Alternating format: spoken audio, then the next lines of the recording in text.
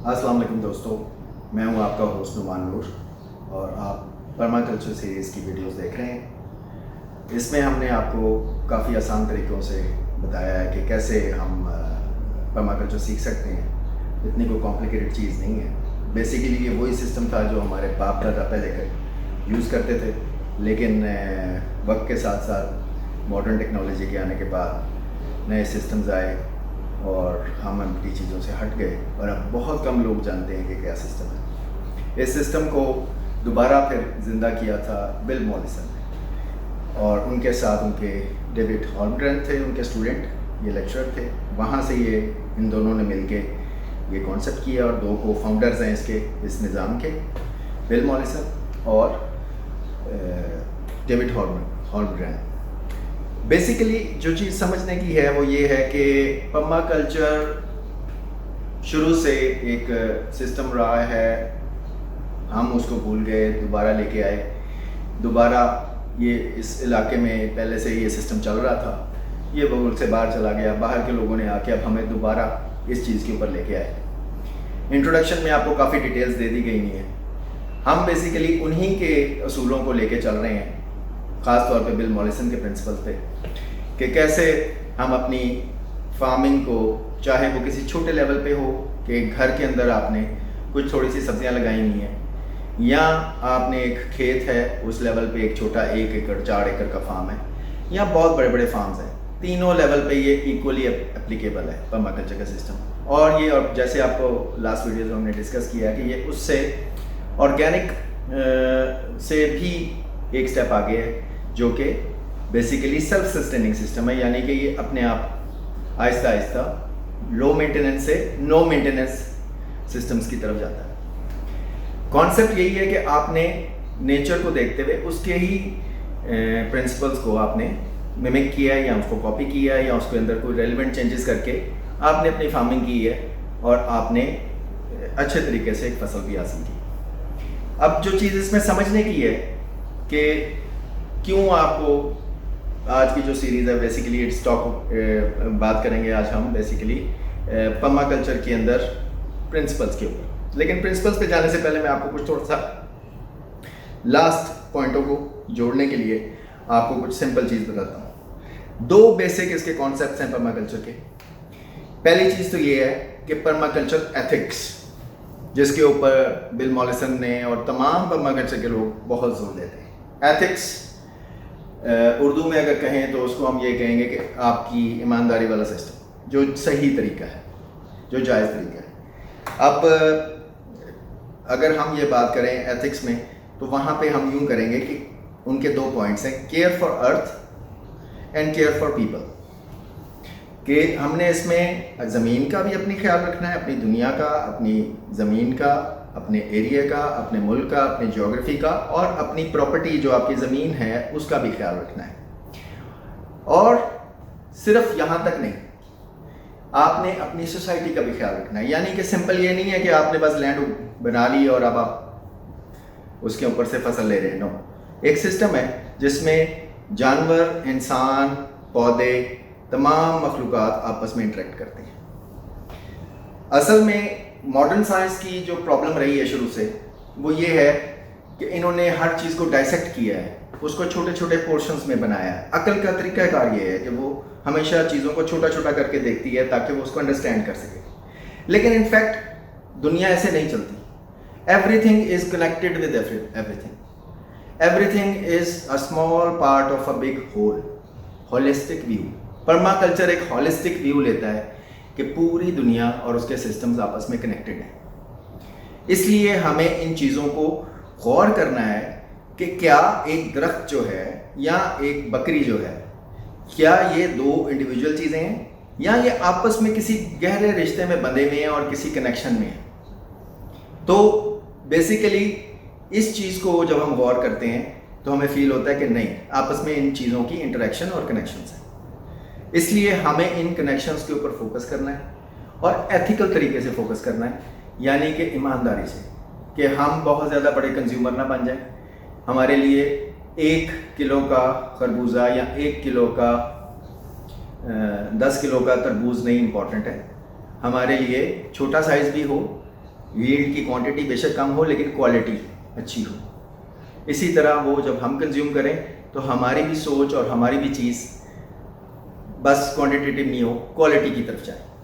अब इन चीज़ों को जहन में रखते हुए जो चीज़ मैं आपको इसमें क्लियर करना चाह रहा हूँ वो ये है कि आपने नॉर्मली देखा है कि मुख्तलिफ सिस्टम्स में हम चीज़ों को अलग-अलग काउंट करते हैं। पर्माकल्चर में ये चीज़ नहीं है। Everything is connected with everything.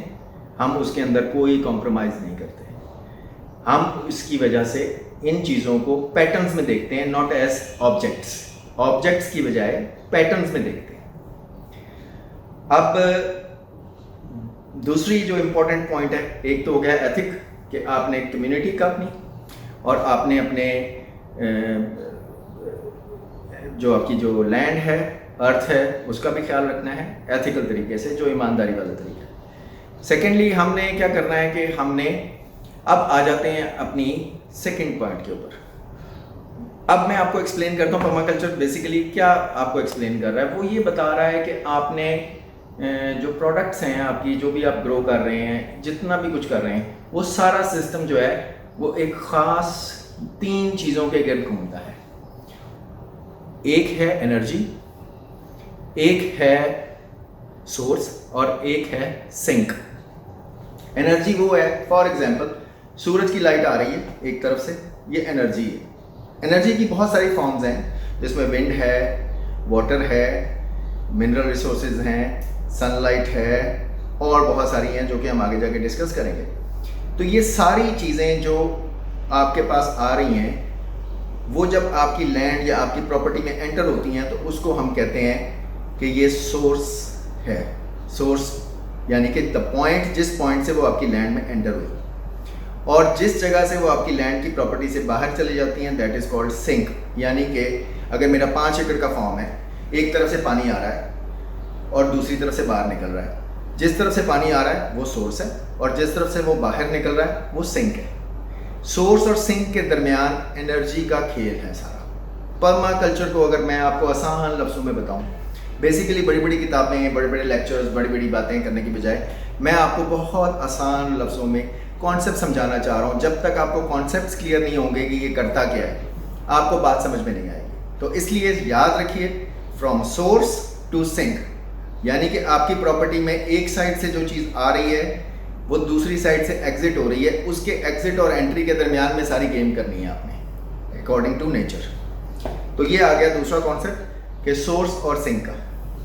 अब मैं आपको थोड़ी सी इसकी एक एग्जांपल बताता हूँ। ये देखें, इसमें ये ऊपर लिखा हुआ है एनर्जी और एक तरफ सोर्स है और सिंक है, इसके बीच वाली ये गेम है।